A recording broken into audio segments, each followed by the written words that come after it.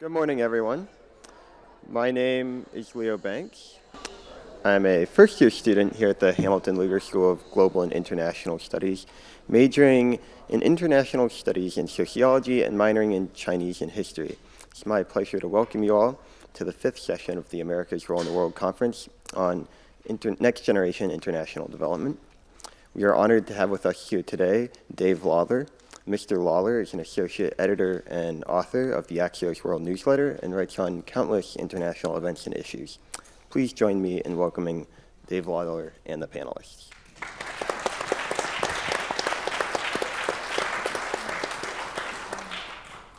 Thank you so much for that, and I want to start by thanking everybody at the Hamilton Luger School for making this event possible and for having us all here.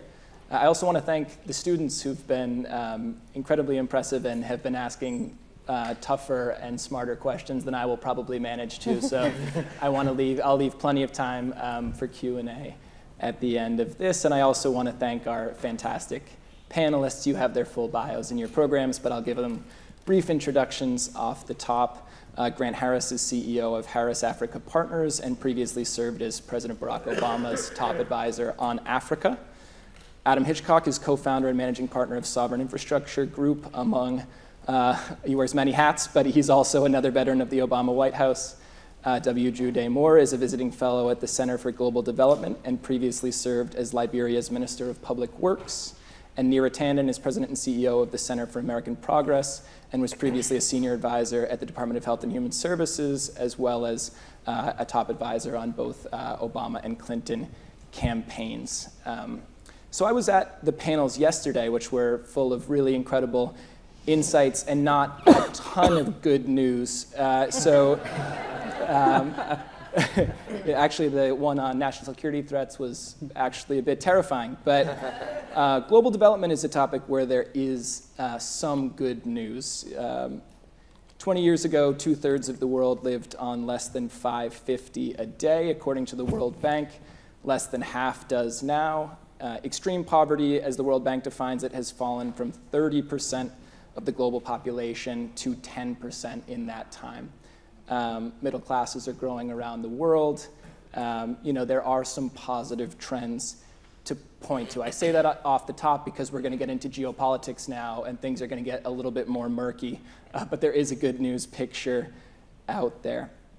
And I should have thanked Chinese President Xi Jinping for helping frame this conversation. He is in Rome today, and he brought his Belt and Road with him. We're going to be talking a lot about China, I'm sure, and he's doing his part to help bring that conversation to life.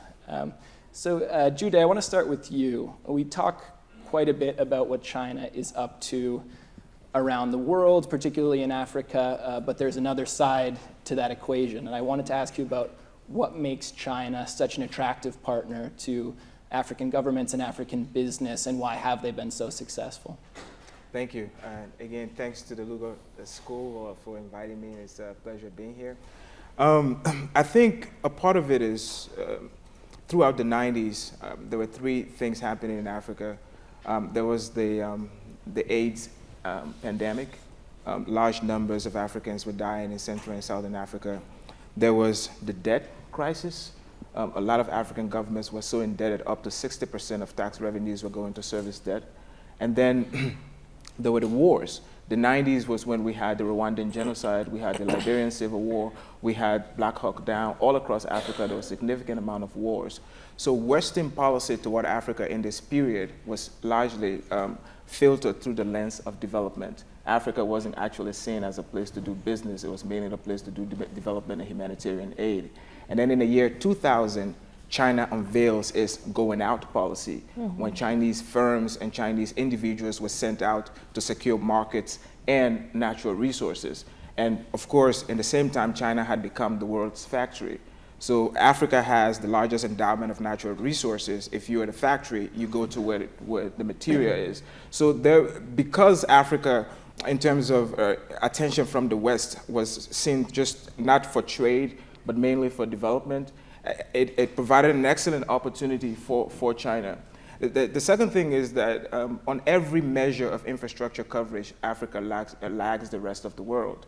And the size and scale and scope of that infrastructure and the perception, the risk perception of investing in Africa was such that China seemed to be the only substantive partner with both the resources and the appetite for the kinds of risks that were on the continent. And so these are some of the reasons that made China a suitable partner for most countries in Africa. And then finally, this was a period when we had a significant number of autocrats. And because China has a non-interference policy, they were not going to insist on improving governance and democratic principles before they lent money. Like, if I'm an autocrat, that's like gravy. That actually leads me into my next question, which is for Grant. You advise U.S. companies doing business in Africa. Are they facing an uneven playing field? Are they at disadvantages when they want to do business in Africa? Or, and what can we do about it if so? I think first, thank you very much to the Hamilton Lugar School for hosting such a great conference. I think that we've gotten to the heart of it already, and seeing from the trench perspective, what American companies are up against, I do think that it is an uneven playing field. And the Chinese model is very different because it's state-driven, it's got a very long-term view and an ability to just point, and state-owned enterprises shuffle off in that direction and bring massive amounts of capital, and that's clearly not the US model. But the US model could be much more effective if it were providing more robust tools to level the playing field. That would be more aggressive in terms of financing and political risk insurance and commercial advocacy. And there's been a big development in this administration, largely due to bipartisan consensus on the Hill that China was eating America's lunch, so to speak.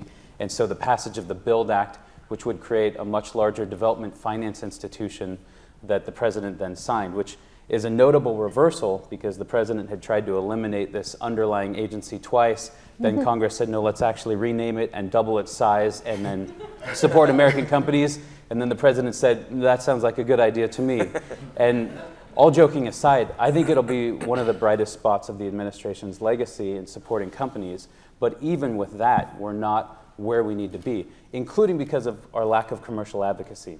It varies by ambassador on the ground, and we don't have the institutional culture in our embassies or in our institutions to be going to the mat for American companies.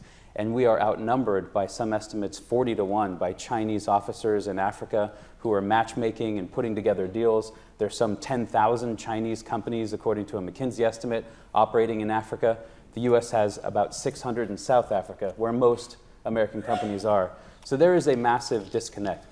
And the final point I would make is that's a lot of companies, that's a lot of revenue, about $180 billion of revenue each year off of Chinese investments in Africa. So if we're thinking about America's role in the world and if we're thinking about our national security, $180 billion a year is a lot of jobs. And I would much prefer that those jobs are flowing to Indiana or other states in the United States and not towards different provinces in China. You guys are setting me up nicely here because my question for Neera is, if a highway is being built in Africa, why should Americans care if it's being built with American money or with Chinese money? There's a school of thought that would say infrastructure is desperately needed, and if the Chinese want to build it, go for it. Yeah, so I think, so again, let me also say thank you to the Hamilton Lugar School and for having me and for the students and faculty and everyone who's been engaged, and my old friend Lee Feinstein, who I'm very impressed with the work of everything happening here. So I think I wanted to pick up on a few threads to answer this question, which is, I don't think you can answer the question about the US versus Chinese competition in Africa or elsewhere without actually thinking about the US versus China competition writ large. And I think one way to look at the world is to say that the 21st century is really going to be a competition. I think that a little bit of this was discussed yesterday. Is going to be a competition between two different visions of the state and the good, in a sense, right? The United States is in a global competition right now with China across the globe. And it's really, I think that competition is on so many fronts, but fundamentally it is a sort of a war of ideas around democratic markets, democratic market capitalism, democracy as a way to govern, versus a sort of autocratic capitalism.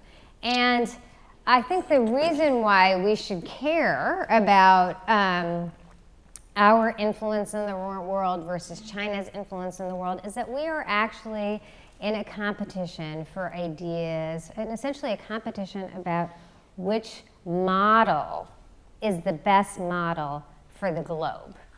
And China has an argument for countries, some autocratic countries, particularly when the United States has, with a public policy backing of a lot of people, attached strings around democratic governance to its aid and other steps. It has an argument that the Chinese model, the more autocratic model, the model that is not embracing of democracy and human rights, but a model that is embracing of the state's ability to make decisions for its people. They have an argument about how fast things will go and how people will grow.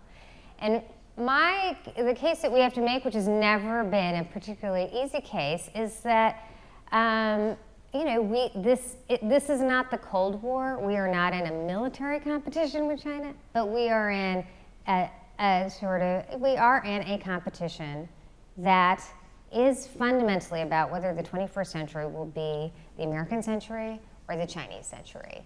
And so, when we were in a Cold War, we thought through all of our decisions through that lens. From Sputnik to our interstate highway system to our global aid development system. And from my perspective, I think we have to really think through all that we're doing, not just when it comes to development dollars, but our foreign policy writ large. What are we doing to advance democracy, not just because it's good for the United States, but because it's actually good for those countries, but also what are we doing to make the case to countries that a system of democracy works better? And just to say, we're not making that case really well right now on the global stage because people see an administration with maybe perhaps authoritarian impulses, but also a repudiation of allies. So I think that means that as we think through a future foreign policy, we have to be much more conscious of how we address or redress some of these challenges. And Adam, this isn't all about geopolitics, right? There's dollars and cents involved. Right. U.S. firms are doing business around the world. How do you see that landscape shifting at the moment, and are there opportunities opening up, or do you see opportunities opening up for U.S. or Western business? Yeah, no, I think that is the right question. I invest in infrastructure. And the way to think about how you finance infrastructure is there's three sources of capital you can go to. You can go to governments and government-backed institutions like the World Bank, European Bank for Reconstruction and Development, or African Development Bank. You can go to commercial banks, or you can go to the global capital markets. And if you look at the infrastructure needs around the world, different estimates put it at, the next 10 to 15 years, it's going to be about $60 trillion of need. The vast majority of that is in places like Southeast Asia, Africa, South America. The reality is that a lot of conversation on this issue focuses on governments, particularly what are the Chinese doing and what are the American government doing. But the reality is even the Chinese government, who has a huge balance sheet, what they can finance is tiny compared to the need of $60 trillion. So I think so much of the conversation centers around governments. But the reality is, if you want to address this need, it's going to have to come from the capital markets. And the global capital markets are in reality a Western idea.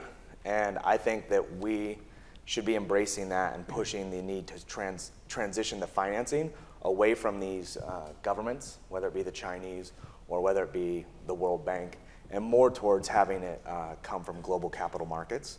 Because the global capital markets have certain attributes like rule of law, transparency, that indirectly advance these sort of classical liberal values. So I think the more we can transition to financing coming from the capital markets, the better overall. And what I think is interesting, you referenced the BUILD Act, and I agree with you. I think it'll be a positive legacy for this administration. They don't get nearly enough credit for it But the other thing that they talk about when you meet with the folks at what is OPIC, and I forget what the name is going to be soon, is that they talk about mobilizing private capital. And if you're going to go balance sheet of like the Western international finance institutions versus balance sheet of the Chinese, the Western institutions are going to lose every time. They're just going to get outgunned. But if you move it more towards a capital markets approach, number one, the Chinese are actually open to that, right? Like they're willing to participate in the global capital markets, and the Chinese don't have capital markets, but they're willing to provide financing through the global capital markets. So the more we can shift towards that, where you're going to have projects that are financed that have greater transparency, more clarity around rule of law, I think the better it is, not just for the U.S., not just for the Chinese, but for those countries as well. Can I add to that quickly? I think that's exactly right, and I think that's our comparative advantage in trying to unlock that wall, particularly of American capital. But it does come back to governments as well, and I think America's role, because you've got to make those investment climates attractive. Because as you're saying, as the saying goes, capital is cowardly, and it wants stability, it wants security, and the Chinese capital right now is far less cowardly than any Western capital markets or American capital that we're bringing to bear. And so as the Chinese are making more inroads, for instance, in African markets, then these deals are being built to Chinese standards, and there's a whole series of things that disadvantage American companies over time. So I think the role of government there is to, in recognizing this, figure out how do you help strengthen those investment climates. We shouldn't be just thinking about foreign assistance or other things. We should be thinking about capacity building, technical advice. We should be thinking about what our embassy is doing to support economic governance so that that will make it more attractive. Because I think we're saying largely the same thing, and my point is that the American government's role is in trying to create the conditions for which American capital will follow. Because if it can, and if the playing field is level there, then I'm incredibly confident in America's role in the world based on that. But if it's Chinese off to the races with these investments and we're on the sidelines, then I feel like that's a massive disadvantage to try to overcome. I totally agree, and like I think that highlights I think there should be a rethink of what is the role of these international finance institutions, like the African Development Bank, European Bank for Reconstruction and Development. Instead, like they have to shift away from being the financier to being the originator of these projects. If you're the financier, you're showing up with your checking account, which is paid for by American taxpayers. And look, I grew up in Indiana. I'm an alum of Indiana University. I mean, it's hard for me to imagine driving 2 hours from here back to my hometown and explain to people, oh, I know as a taxpayer you'd like to see some roads and bridges built here, but don't worry, we're going to use your tax dollars to go build roads and bridges in Africa. Like, whether that's the right policy or wrong policy, I just think that's going to be a hard sell. But then you add to it, if I were to say to them, oh, and by the way, there's an alternative way that we could finance these projects that wouldn't involve putting your taxpayer dollars to work. I think they're open to that idea, right? And the idea that we could put in place policies whereby people like my firm and others could step in and provide that finance instead of asking the American taxpayer to do it, or the German taxpayer or the French taxpayer. Yeah. I think that there would be a great deal of receptivity to that. And then the one thing that I would add is that these IFIs were built after World War II. You go talk to them, they still think that their job is to play the role of financier. So a typical institution will put $10, $15 billion to work in a year. I mean, that's laughable. I worked at Guggenheim Partners. We had $350 billion of AUM, and these people think they're going to save the world by just putting $1 billion, $2 billion to work in a space where you need $60 trillion. I think that we're setting expectations that, like, if you do it the way we've always done it, that we're going to be able to address this problem. I just think it's fundamentally incorrect. So I would just say something really quickly here, which is I think we actually have to recognize that the model we're dealing with is a very different model, right? So the Chinese model is willing to use the power of the state and its economic interests in combination. The United States does not do that. Our business interests are divorced from the national interests. We have a free market system. We do not demand our companies do what's in the best interest. So, companies are acting rationally when it comes to risk. Mm-hmm. But I think the challenge of this conversation is if we're always just thinking about risk to markets or the risk to companies, which are cautious, the Chinese in some sense will always outdo us because they're willing as a country to make those decisions that are riskier because they're looking at investment in China from both an economic and a national security perspective. And so I think the question is not How do you get the financial markets to do more? It's the question, because in some sense, for the riskier things, they'll always outbid us. And I think we just have to actually remind ourselves that the Western system is not what we're dealing with, and you have a country that is willing to use the powers of the state for its political and economic interests. And I think there are some deep challenges. There's a broad discussion about how our State Department and Commerce Department should be thinking much more aggressively about supporting companies and their interests as a way to respond to China. But I also think the better way for us to think about this, I mean, that's a legitimate case. But even there, the popular response would be, why are we thinking about the company's interests versus like American workers' interests? And that has definitely animated some of the trade concerns. I think we have to actually think much more as a country about issues like taking on more risk. How do you insure against the risk? How do we address the fact that companies by themselves are taking on too much when we make this decision, when they're doing all of our sort of ambassadorial work on their own? I just want to step in for a bit. I think, and I've actually written against this idea. Well, not against it, but just to try to establish some context. In 2015, as the Sustainable Development Goals were being launched, there was a big meeting in Addis, and it was about financing the Sustainable Development Goals so that we don't make the same mistakes we made with the Millennium Challenge, the Millennium Development Goals. And so the World Bank and multilateral development banks came up with this idea of billions to trillions. And billions to trillions was basically about leveraging money that is in multilateral development banks to attract private money, right, to finance infrastructure and finance these things. However, my constituency, I'm not running for office.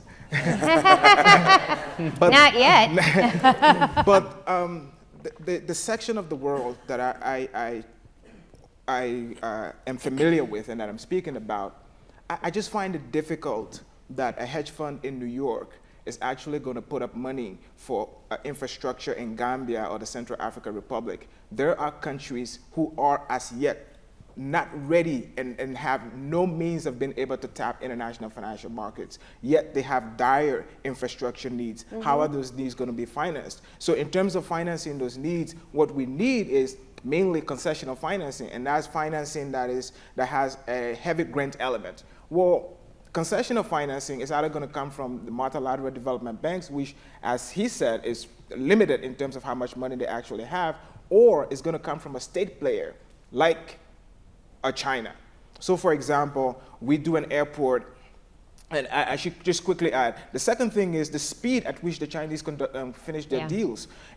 I'm from a tropical country. It means for civil works projects, we can only work 6 months out of the year. The other 6 months out of the year is raining. If it takes me 24 to 36 months to negotiate from concept to first disbursement, it means by the end of my term, we have to win elections. I don't have time to finish my civil works projects, but if I can do it within 8 to 9 months with the Chinese, that's definitely what I'm going to do. So there are countries for whom the private lending portion is still not yet a viable option, and we still have to talk about the debt question. Africa now has issued about $100 billion in Eurobonds. Eventually, that debt is going to come back to bite. How do we finance our infrastructure without borrowing our kids' future out? But the one I agree with that, and I think that highlights why these IFIs have to have a rethink, right? If you think about like the early stages of an infrastructure project, those are really hard to finance. No matter whether it's in the US or in Africa or in South America, it's really hard to finance those because you're gonna have to put up several millions of dollars, you're gonna have to go get environmental studies done, you're gonna have to say what's the usage rate gonna be, you have to figure out all that stuff. But that's where these IFIs could step in. They could finance, take that riskier bit on, get these projects to viability, so now they're bankable, and then you could offload the debt to firms like ours. I agree, like hedge funds, whether they be in Chicago or in New York, we're not gonna finance the early stages of that, because we wouldn't even know how to model it out, right? But what we could do is, once an IFI has gone in, provided the finance to get these projects, now that they're financially viable, Well, then we could then go in and buy it off. Yeah, we could buy it off the balance sheets of those IFIs. Now those IFIs are able to recycle that capital. So they're, $15 billion that they deploy in a year, or $20 billion, whatever it might be. They can actually start deploying that money time and time again. But you go talk to the IFIs about this, and they'll say things like, yeah, intellectually I get what you're saying, but that's just not how we've done it in the past. Or, yeah, I get what you're saying, but here's the deal. We like the fees that thing generates, so that way we can pay our employees. I mean, to me, like, that just totally reverses what is the purpose of these IFIs. I thought their purpose was to provide finance into these countries so they can start to move up the economic ladder.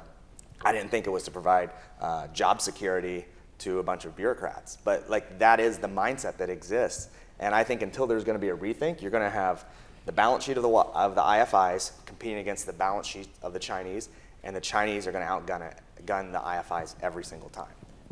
I think, may I? Sure. With your permission. I think Neera made a critical point, which is that the economics are important, but the Chinese model is not just about the economics. Right. And Africa shows that in spades. This is a very multifaceted long-term play that includes the debt that Gyude was talking about. When the Chinese approach is bringing these loans, they're not transparent. We don't know exactly what's used to collateralize them. There's great hints that some strategic assets, whether it's infrastructure or natural resources, are in play. There already are countries that are at risk of debt distress, but this is an element as well of now more Chinese students study in, more African students study in China than in the United States. There are media personnel and journalists that are sent to China each year for trainings. There are increased security partnerships. China has massively increased its military sales to the continent. So you can't divorce just one element, which gets back, I think, to what we're all sort of collectively saying is that if you're interested in America's role in the world and competing in this space, you have to find a way to unlock the comparative strength of the capital markets and bringing in the investment climate, strengthening it to be attractive. Otherwise, it will be essentially China, the only one knocking on the door with the deep pockets tolerating the risk, whether it's in the Gambia or Central African Republic or anywhere. The solution, particularly as someone with America's interests in mind, will always be trying to get the economic governance and the investment climate up to the point where American and other companies will be willing to go there. Not because the US government said go there, that'll never happen, but because the US government was part of de-risking the situation in terms of feasibility studies for early stages, political risk insurance, commercial advocacy, and the like. It's not going to be determinative for American companies, but American companies will factor that into their risk calculus, and the policy and the political risk will go down, and they will be able then to fight on their terms with their brand and their comparative advantages. And I think we should just point out quickly, it's not all upside for China either, right? I mean, so China, the risk isn't hypothetical for them. They might have to rethink at some point whether some of this spending is sustainable. And also there's political backlash in some cases where deals are signed with governments under murky circumstances. And we've seen actually governments change in Asia, with that at its center, that people are not happy about the deals that their governments have done with China, which brings me to a question I wasn't going to ask, but this is in my head now. And it's a pretty straightforward one. I'd like to hear from as many of you want to address it. Is China's Belt and Road project, which is a plan to build ports, railroads, roads in 65 countries, maybe 66 now that Italy's on board, is it a good thing for the world? And if you want to answer it, is it a good thing for the United States? I think from the world's perspective, there's a lot of benefit. From somebody with America's interests in mind, I would say no. We need to be thinking about what we offer and how we compete, to Neera's point. We need to be more articulate and more compelling in our vision and our model. And I think, as you were saying, yes, the economics of some of these deals aren't working out for China. But my concern is they're not making an economic play on much of this. It's the same reason, if you may have heard of the port of Hambantota in Sri Lanka, this was a lemon of a deal that everyone took a pass on, but the Chinese went in big. Billions of dollars of loans to the Sri Lankan government couldn't be repaid.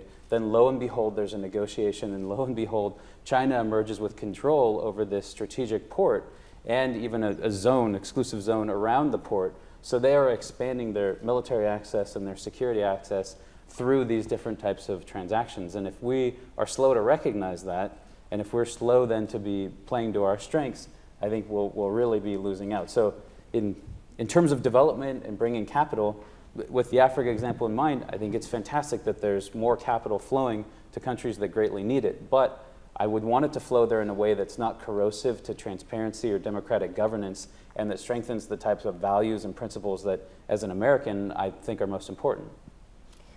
The way I would answer that, and I'm very aligned, is I think it's really hard to know at this point, because this is the challenge. I mean, obviously, it's very important to get development and upgrades and quality of life improvements and markets flowing. I think the challenge is with China, we have this example and other examples, which is that there are strings attached. There's always some strings attached, whether they're governance strings attached or things that are in the interest of China vis-a-vis the rest of the world. And so it's a little hard to know what the leverage point will be on the other side of that, right? So in essence, this is just what it is on its face, I know you can say it's a positive for the world. But if it is a system in which ultimately what China is really trying to do is to export its vision of governance, I think I would make an argument as a proponent of democracy and human rights that over the long haul would be less beneficial to the world. But this is the debate that we really should actually be having, which is just to the point of how do we explain to people in the United States why they're making investments in African infrastructure. What was fascinating about the period of the Cold War is that we made significant investments in countries around the world. Militarily, domestically, we rebuilt, frankly, we rebuilt former enemies of the United States because we basically were recognizing we're in a deep, much more existential competition. And the United States will not do these things by themselves. I think the way to pitch some of these issues to the American people is, do you want to be a global superpower or not? Would you like America's global superpower status to be in its rearview mirror, or would you like it to exist today? And I think that perhaps we'd answer some of these questions differently if that was the way it was framed. I would think of it in two ways. So beginning with the Greek port of Piraeus, the Chinese have been making significant investment in ports throughout the Mediterranean, to such an extent that Europeans now are beginning to fear whether, with such extensive economic investment, would we see a Chinese military, say, naval outpost somewhere in the Mediterranean. Now that they've done it in Djibouti, supposedly it was supposed to be just to protect Chinese economic interests, but now China is behaving like any other power and now having a military outpost where they have significant economic investment. So that is a possibility. When Chinese warships stopped at Hambantota, it signified that. And the thing is, we shouldn't other China. If it were the United States, the US has bases all across the world. Why should we expect the Chinese to behave any differently? They're gonna do exactly the same thing. However, here's the possibility. If the Belt and Road is successful, it would mean that goods manufactured in China would arrive at an African city within a week. That is incredible. And it's going to be both ways. It means also that goods from Africa would arrive in China or at different stops along the Belt and Road within that. And if African producers have more markets for them to be able to do that, it translates into better living standards for Africans and economic growth on the continent. So I think China is basically where Western institutions were in the 60s, 70s. China is going to take a huge haircut with some of the investments that they've done. About 6 months ago, the president of Sinosure, that's the Chinese insurance company, had said that they would have to write off about $1 billion of the Djibouti Ethiopia rail. And so China is now beginning to step back a bit and improving the quality of project selection. But like Grant said, like Alan said, like Neera said, what China does, the difference between Chinese capital, Qingquan Li wrote a book called The Spectre of Global China. And she argues that the difference between Chinese capital and Western capital is that Western capital seeks profit maximization, and that's it. Whereas Chinese capital is about, at the very least, profit optimization, but actually it is about geopolitical position. And so if that is the framework through which you're doing it, even if they're losing money, to them, they're winning. Yeah. I think like the question on Belt Road, there's more nuance there, right? Because some of these projects are going to be economically viable. And for them to be economically viable, that means they're going to have to be fully integrated into the global economy. Because if I own a port, I don't care what ship is coming and going, whether it's a ship that's a Fortune 500 company that's based in the US or Europe, or a Chinese state-owned enterprise. I just need that port to be operating at maximum capacity. So those projects, I think, are on net positive. And you could see a scenario where the port has been developed and then it gets sold to a Western private equity firm or whatever it might be, or the Chinese retain ownership of it. But if you are the company that's based in Indiana that is shipping your goods, you don't care what port it's going through. You don't think about it. You're just looking at pricing. So those projects that are economically viable, I think, are on net positive. Those that are being done for geopolitical reasons, that's a different analysis. And whenever you engage with Chinese investors, you kind of have to figure out, is the project one that's being pursued for economic reasons, or is it being pursued for geopolitical reasons? If it's being pursued for geopolitical reasons, and it's going to be a net economic loser, the Chinese can only do so many of those projects. You can only lose so much money on so many of those projects. And look, you can budget it out, right? You can sit there like the US government, like we know what it costs to have military bases all over the world. And if you're the Chinese and you're gonna go about putting in place a system like that in a backdoor kind of way, well, you still have to figure out, well, what's it gonna cost you to build the project? What's it gonna cost you to continue to operate that project at a loss? And you can do those projects and lose money, but you're doing it for geopolitical reasons, and you just have to figure out how much it's going to cost you. But the question is, like, how many of those projects can you do? And there's, by definition, a limit to it, right? Even in the U.S., you have to decide what is it we're willing to pay for military bases all over the world. And the Chinese are going to have to ask themselves those questions as well. But when it comes to these economically viable projects, like, you go do these deals with these guys, and you'll be across the table, you'll be partnering with a Chinese entity, and the person you're talking to, he spent 20 years working in London at BNP Paribas, or you worked for 20 years at JP Morgan on Wall Street, and you're talking about it the exact same way you would another American investor or another European investor. I'm going to reserve the right to come back to you with more questions, but I think we should open it up to the audience. We've got a very quick hand there. I think there are microphones that will come to you. Just please identify yourself. You know the drill. Hi, I'm Katie. Thank you all so much for being here. So the question that I wanted to ask, you guys talked a lot about making our vision of democracy more compelling. So how do we do that, and how do we compete with China when autocrats in Africa would rather work with autocrats in China than hear even a very compelling case for democracy and human rights? I mean, I think that is really one of the central questions, which is that I think we're, in a sense, all trying to tackle this, which is that if you have an autocratic leader that has a Chinese model that does not require transparency, is fine with whatever form of government, and is competing with a U.S. model, which has supported, direct support, grants, etc., but is pushing towards transparency, democratic norms and principles, rule of law issues, that is the conundrum. I mean, in some ways, it puts us, it limits our ability.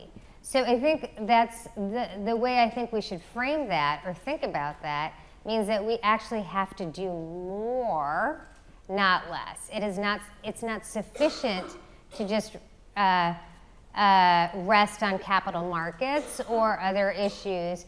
If you actually think of a global competition around the idea of democracy versus autocracy, then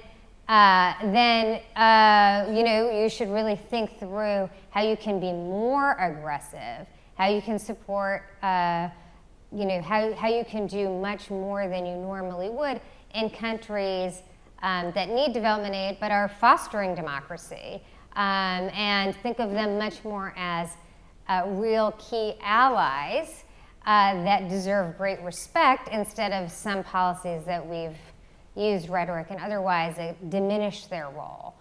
So I think it is a very conscious, my argument or my view of this is, if you think about America, if you think of this global competition model around autocracy versus democracy, it should flow through all your decisions, your relationships with Europe, your relationships with your allies, but also how you're consciously thinking about supporting these ideas through development and otherwise.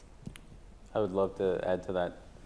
If I was going to pass somebody a question and say, please let me get up on a soapbox, just ask me this, that would be the perfect question for me. My heart started palpitating when you asked. I'm sorry I didn't ask it. Grant's going to occupy the remaining 31 minutes. It's going to be Grant's speech. But I agree with everything that was said, but I would probably just be less diplomatic. I think the way that we carry ourselves in the world starts at home. Yeah. Autocracy is a spectrum, and by acting in the manner in which we're acting right now, in terms of as a country, I don't think we're putting our best foot forward. It's very difficult for American diplomats to be abroad and raise anything about transparency or about ethics or about corruption or about anything else when in the United States, ethics rules are being put aside, there's nepotism, when there are decisions being made that mix business and pleasure. Imagine being a diplomat in any country where we're trying to raise these issues. I think that if we are going to play to our strengths, we have to constantly live up to the ideals of the founding of our country. And we'll never be perfect in doing so, but we have to be seen constantly as striving to do so that we are continually asking ourselves the tough questions. And then in our policies abroad, we're raising those tough questions too, in a humble way, and saying that we're not perfect, but this is what we're striving for, and human rights are important, and governance is important, and this is why. And I think there's a moral case to be made, and then there's also an economic case to be made as well. And there are many flavors of autocracy, there's a spectrum, but in all the African leaders with whom I've spoken, they all want American investment, they all want economic growth. And I would always frame it to them, if you want that economic growth, you need the stability. If you want to reach those economic goals, you need rule of law. If you're going to have rule of law, then you need stable governance. You need youth to have voice and opinion and opportunity to engage. You can't have an entirely closed-off system with entrenched interests where nobody else can win. And it's like a backdoor to discussing all these other values. But we have to be living by our values in everything that we do. We need to elect people that we're proud to have and that live by those values, and we need to hold ourselves to those standards consistently. So I totally agree. I'll just say one additional point to that, which is what I think we should really recognize is that it's not that China is static during this period, right? So China is making a consistent argument about its form of government versus our form of government day by day, week by week, month by month. And in this moment where you have to the world, the administration seems both sort of autocratic, there are people who would say corrupt, and also chaotic, like fully chaotic. That is an argument that China makes every day about the alternative that it offers. So it's not just that we're in the world by ourselves. That is why this idea of competition is so important, because we are in a competition every day for an argument about what form of government will work to actually develop, make sure your people develop and live happy lives. And the argument that China uses is that democracy fails and is failing. And we have to recognize what image we're projecting. I should I have two comments from both, again, in Africa and then from here. It's not that clear cut. most countries in Africa, maybe except Somalia, most of our countries have a high number of different ethnic groups. So it's almost impossible for one ethnic group to govern the country. It has to be a coalition of different ethnic groups. Right. So for us, the best possible means of political transition is the democratic process, right? So even autocrats in Africa are having elections now to legitimize their being in power. Autocrats have to deliver. So the democratic principle, the democratic inclination is there on the continent. In West Africa, our administration, which is how I became a visiting fellow because we were voted out, right?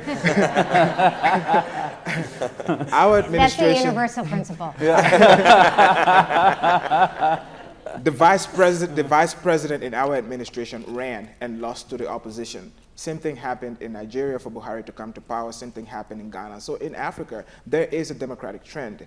I mean, and then it's bad in some places, but it's mixed. So that's that. But I think there has to be a whole of government approach in terms of the United States. Last year, there was a conference on Africa at USC. And the conference had to be canceled because every single African invitee was denied a visa. In the year 2000, there was less than 1,000 Africans studying in China. Today, there's over 50,000. The only country that surpasses China as a destination of Africans studying outside the continent is France, and that's because of its extensive colonial history. But within the next 10 years, China would surpass France. That's from less than 1,000 in the year 2000. So if you're an African, and you're an African policymaker, and you're looking at the two models that have been presented to you, on the one hand, you see, we know that this new administration has been really, really aggressive when it comes to immigration, but no group has been deported more than Africans. If I'm an African policymaker and I'm looking at these two, what am I thinking? If I'm making decisions that is in the best interest of my people, it's becoming harder and harder for the US to make that case and for the US to be that example of the democratic government and what it should be. So a lot of that is going to come from Africa itself. You see what's happening in Algeria. Young African and young Algerians are just tired of Bouteflika and they want him to leave. So that principle, that inclination is already there. I think most Africans and people elsewhere in the world also recognize, hopefully, that this is a blip, right? That in the long run, and someone said yesterday, when you have members of Congress showing up at international events and representing, listen, there's a divided government, there's a democratic system, these things happen when you have a democracy. As bad as democracy might seem, it is the best of the systems we have today. So I think that there's still a strong case to be made for that. Right here in front.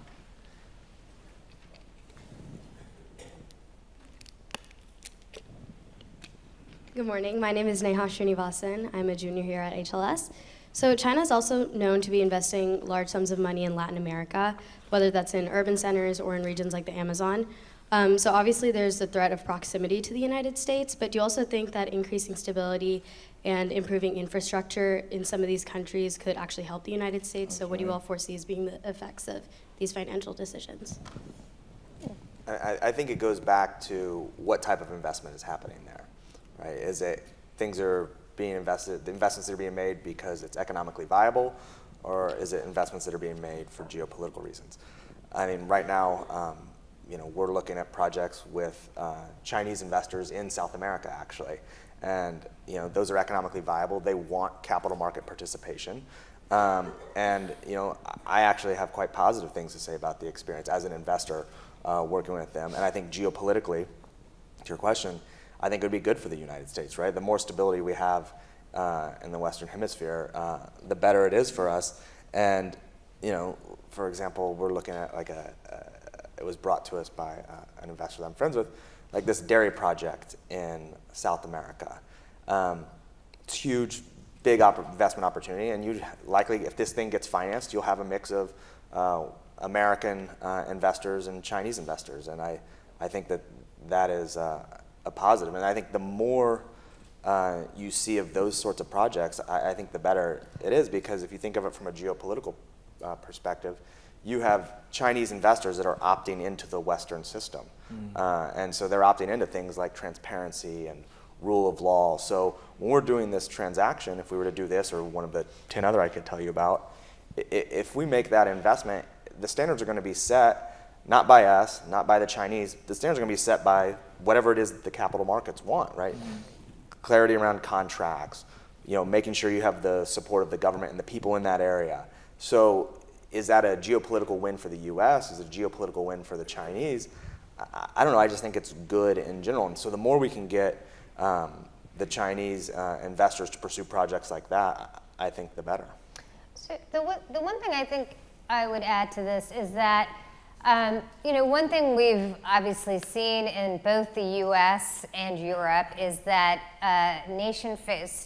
failure of nation states is leading to large-scale immigration flows, right? So obviously in the United States, we have a president who's demagogued the issue of immigration, but and recognizing that we are seeing immigration flows into the U.S. based on instability and deep economic as well as political sort of mass instability. So people are both starving in countries because the economy is collapsing, but they're also facing criminal gangs that in that sort of failed nation state are they're facing like risks to themselves and their kids and their families, which is making people flow into the U.S. And obviously the failure, the sort of civil war in Syria has led to massive immigration flows in Europe and has in some ways politically destabilized Europe. So I think we all have. I think the globe has an interest in economic stabilization across the world, because I think these two examples basically demonstrate that hungry, desperate people will go very far to protect their children and their families. And no countries are really immune to that. And it's one of the ways in which we are, as a globe, actually interdependent. So I think one of the challenges for China is, and we have a Track 2 dialogue with China. The Center for American Progress has had a Track 2 dialogue with China, and we've really tried to raise this issue, which is, if you are a G2 country, if you see yourself as a G2 country or eventually G1, you have to think of the world's stability as well as the interests of your country.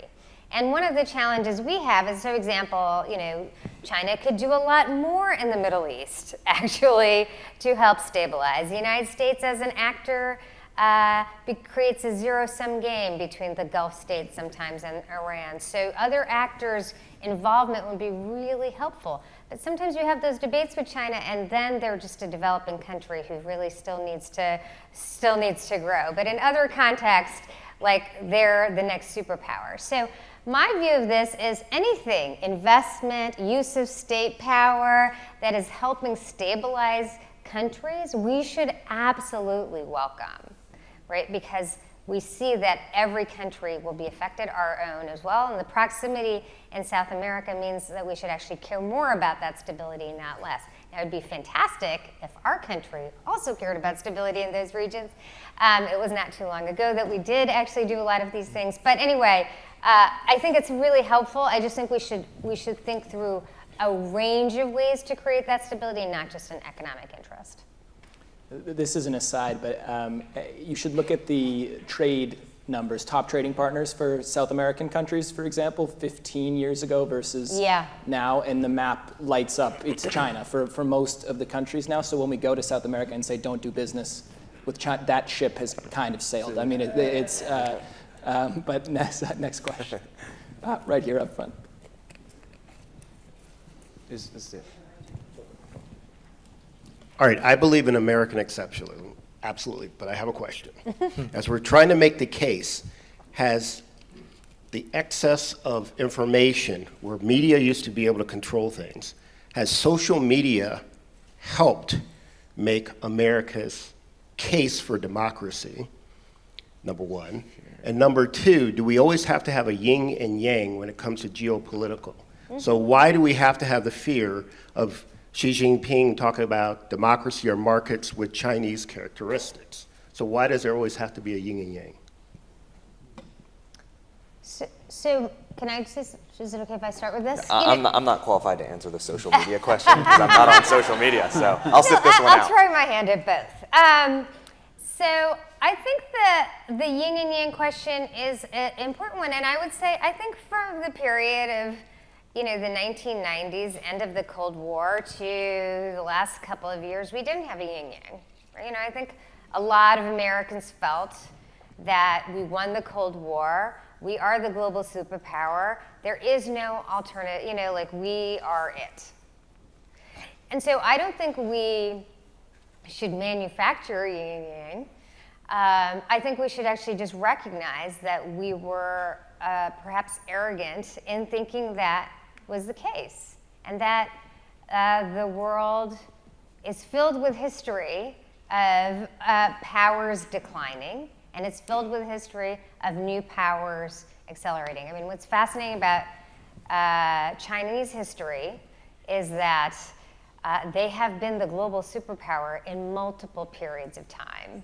Right? 2000 BC, 900, 1400, different eras. Like if you could live in anywhere place in the world in one of those periods, it would have been China. It was far more advanced in many ways. So I just think we have to actually give up a little bit of our arrogance and recognize that it's natural to be in a competition. It doesn't need to be a military competition, but it is it is a presumption to think that our way of thinking is the only way of thinking. And on the social media thing, I could talk for 7 hours about social media, but I would say briefly, social media is very difficult to institution build around, right? Social media is a great form of institutional critique. It is hard to use for social media platforms to accelerate support for institutions, and I do think that is a challenge for democracies. It is easy to criticize, it is hard to build. And I think these are really fundamental questions for social media and democracy, and how much, there are many ways in which they've been helpful to expand democracy. Obviously, numerous ways we've seen in our own elections where they can be undermining as well. I think on the question of the yin and yang, I don't think it's manufactured. The Thucydides trap was not written about the United States. Through our history, powers have risen and fallen, and there's always that tension when one power is rising, when the other is fading. And how does the fading power accommodate the rising power? That's always going to happen. So, and it's also clear that there are spheres in which China is a direct competitor with the United States for influence and power. China's disposition in the South China Sea threatens. You don't have to be a warmonger to see that it threatens American allies and America's position. So last year, I think, is the unclassified version of the National Defense Strategy when China and Russia are designated strategic competitors. So this was going to happen. But I also think that because of how extensive the Belt and Road Initiative is, because of how leveraged the Chinese are going to become, China has now become a stakeholder in global stability. And so, whereas there are spheres of definite competition, there are also spheres of cooperation, or at the very least collaboration. And I think smart foreign policy recognizes that, right? And it's been a long time, well, not too long ago, since American foreign policy was described as smart, right? But I think a couple of years there, man. It seems like a long time ago. But I think it's something that's worth looking into. But social media, I believe, has actually, and this is one of the risks. So I'm one of those Africans who, for now, think that China's presence on the continent has been a net positive. Ask me in 5 years, right? If I still believe it. But the Chinese version of the internet is slightly different. Autocrats in Africa are able to shut down the internet with technology that they've bought or been given from China. And whereas social media has been an organizing force for democratic principles, for people protesting a government, then African governments, autocratic governments now have the capacity to shut that down if they want to. And so as this competition, it's not just about physical, tangible infrastructure. It's also about what is the democratic, what is the political principle around which we organize our lives and our society. And so I think it has such huge implications, and it's worth approaching in that way. But I would say that currently there seems to be sort of an ahistorical approach to foreign policy from this administration. Everything we have now, the economic system, the political system, was built at great cost in blood and gold to the United States. And consequently, the United States has benefited from it, but it's almost as if this administration now repudiates the entire international system that was actually built since 1945, and that's worth taking into account. Right up front here, we have a VIP question. Hi, I'm Lee Feinstein. I'm an international studies major. First, I just wanted to say that in Europe, and I'm involved in this a little bit, the perception is that any port that comes available is going to be at least in play in China. And this is not just Greece and Italy, but also in Northern Europe as well, and on the Baltics. So earlier we were talking about how to make the case to Americans that this is in their interests, and also some techniques about how to change and rethink how the United States engages both politically, ideologically, strategically, and also financially in terms of leveraging rather than going toe-to-toe with the Chinese. I was recently in Southeast Asia, and I visited Bangladesh, and I saw how the UN and the IFIs and the United States also, which is the biggest bilateral donor to the camps in Cox's Bazar for the fleeing Rohingya, do donor activities. And one of the things they do is 25% of the assistance, whether it's from an IFI or whether it's from another organization or bilateral, goes to the local community. So instead of just going to the camps, because it's controversial, right? There's a lot of need. It puts a lot of stress on the community, and people feel left out. And so it's kind of a best practice now to do that. So I'm wondering if there's some way, remember it was President Obama, in whose administration I was proud to serve, who said nation building begins at home. So is there some way, either directly, indirectly, to kind of make that kind of approach? So if we're, as the United States, either as a government or leveraging private industry to make infrastructure investments overseas, is there some connectivity directly or symbolically or rhetorically that can also be made to obviously the great infrastructure needs and other needs internally?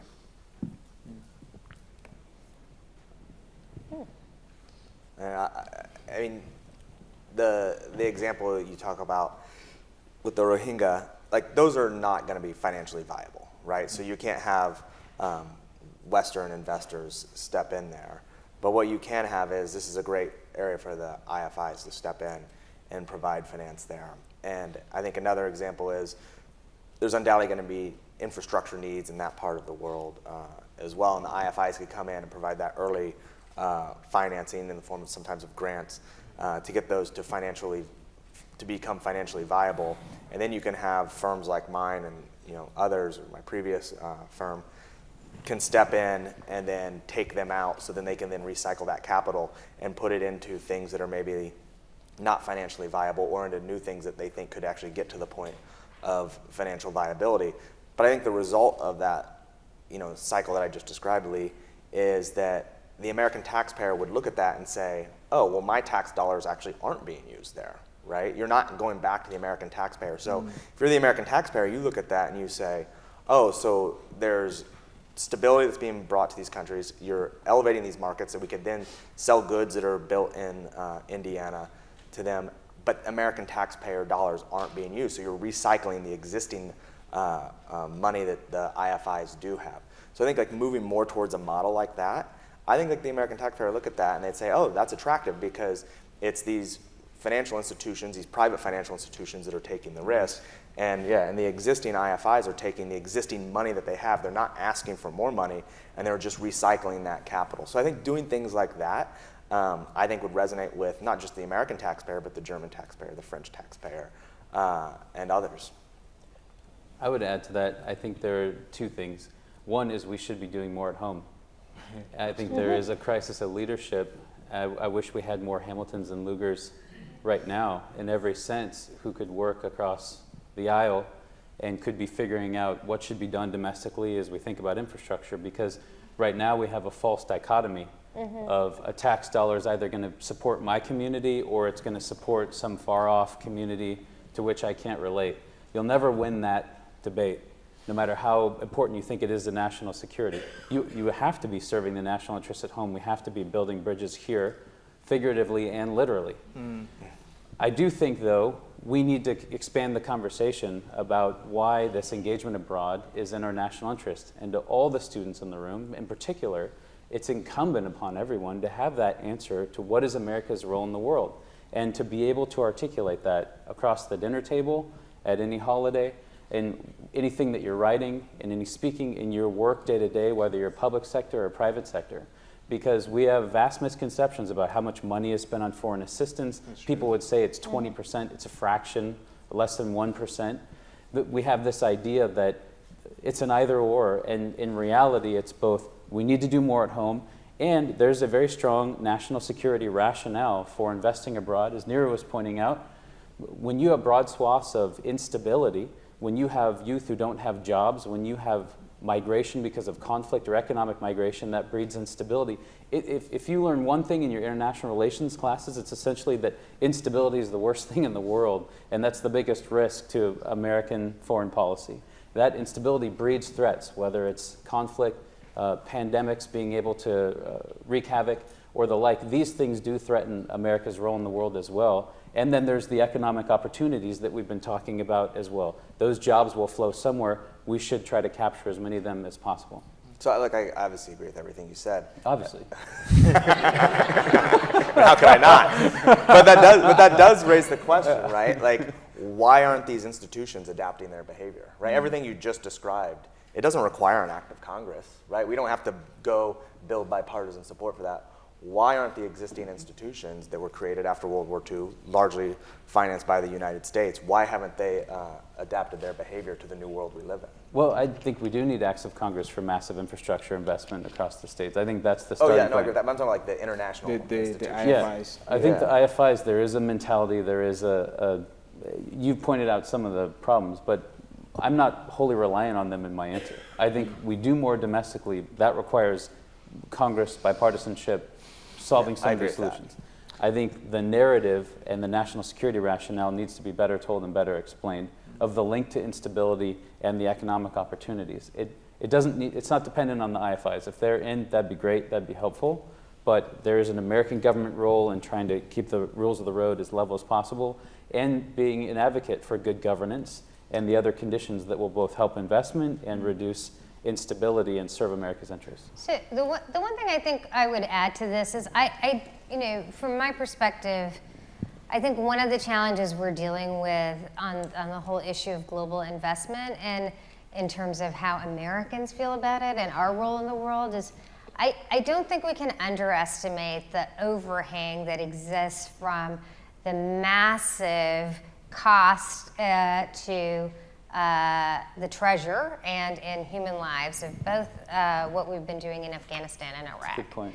And I think what's really undergirding, I mean, because in some ways the current administration is a weird mixture of like jingoistic global superpower while retreating from the world. And so, but I think what is energizing that sort of concern, the retreat or the theory that America's been taken advantage of by our allies, or a deep critique of American engagement in the past is, I do think Americans think, and it's not a crazy thought, that we've spent trillions of dollars in Afghanistan and Iraq, and those countries don't seem particularly stable or American friendly today, given all that we've done.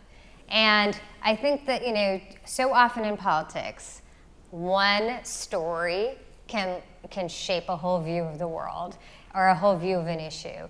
And I think the president has been very skillful in playing off of that basic issue, which is we have spent $6 trillion, $6 trillion in Iraq and Afghanistan over the last 20 years.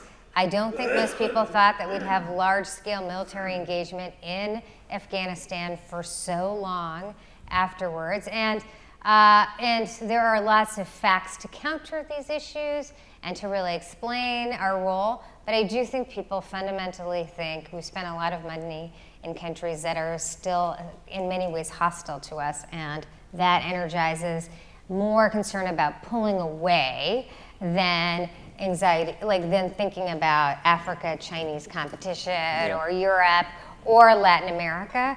I think it's much more a response to Iraq and Afghanistan. I would just add that, going forward, I think in terms of America's commercial engagement with the rest of the world, it's always been led by the majors, your Exxons, your Chevrons. And there are mid-sized, small companies in the American Rust Belt that, for America, they're small. But if those same operations were in a place like Africa, they'd be big. And like I said, in 2000, when China announced its going out policy, it was the government telling its citizens and corporations and state companies, go out, we will support you. There are American entrepreneurs, American business people, and they may not be as big as Chevron, but they want to go out. But there's actually nothing in place that supports them. This commercial diplomacy hasn't been something that the U.S. has done. So in terms of providing easy finance for them, providing technical assistance for them. So in Africa, we import almost everything. 30% of manufacturing occurring on the continent now is done by some of those 10,000 firms that Grant talked about. Why do we not see an American presence there? It's not as if Americans don't want to make money too. So I think in terms of how the government sells, it has to become not just something the government does, it has to become something that the country does. And the government has a role in being able to do that. And I think, like she said, the cost. Today, if an American looking back, has there been an adequate return on $6 trillion? Is the world safer? Is America more beloved in Iraq and Afghanistan now, $6 trillion later? I think that has, like you said, a significant impact on how overseas adventures are seen. So, thank you. Well, we have run out of time. I think the call to action was a good way to end it. Go out into the world and make these things happen. Make America great again. Thank our panelists so much and the school and all of you.